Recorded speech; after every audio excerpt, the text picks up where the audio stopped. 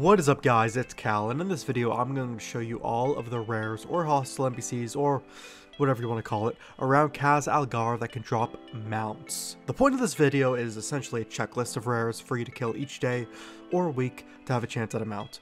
All of these can of course be done on multiple characters, and some can be gotten on toons who are lower than level 80. So let's get started. We're going to get the two dungeon mounts out of the way first. The first one is Wick, one of the few mole mounts. However, it's not a dragon riding mount. It drops off Mythic the Darkness, who is the last boss of the Dark Flame Cleft dungeon. Therefore, it does have a chance to drop from Mythic Plus. The next is the Stonevault Mechsuit, which has a chance to drop from Mythic Void Speaker Iric, last boss of the Stonevault, meaning it can drop from Mythic Plus of that dungeon as well. The exact percentages aren't really known of these mounts, but if it's anything like the previous expansion dungeon mounts, it's something between 2 to maybe 5%. Next in the Ringing Deeps is Mole Rufus from the Lurker of the Deeps, which is rare at 60.80, 76.68. I made a video on this mount because this rare is summoned by pulling 5 different levers with 5 different people around the zone, but you can always just look up Lurker in the pre-made dungeon group binder to find a group.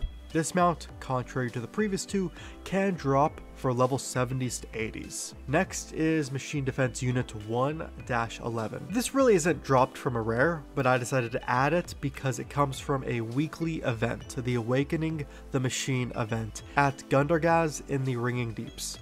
You need to be at least Renown 3 with the Assembly of the Deeps, and you have 20 waves of mobs you have to fight through as you defend this guy. Here. There are swarm bots. These are the basic enemies in the encounter. You need to hit them once to just get aggro on them and then just AoE them down, take them down. There are corrupted mechanists. These you don't need to really attack, but you can interrupt them, CC them, stun them, or whatever just to get rid of them.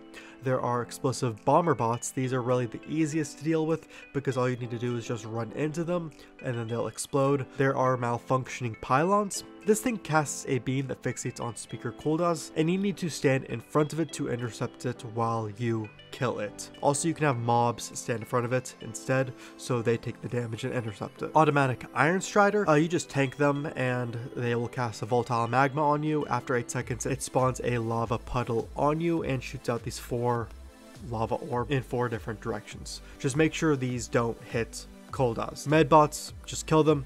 They can heal enemies, and when you kill them, they actually drop these green vials that can heal you and cooldowns when you walk over them. Null bots, you probably want to take these out first when you see them. They have low health, but they can put barriers on mobs, preventing them from taking damage. And then the boss, Awakened Phalanx. He's easy.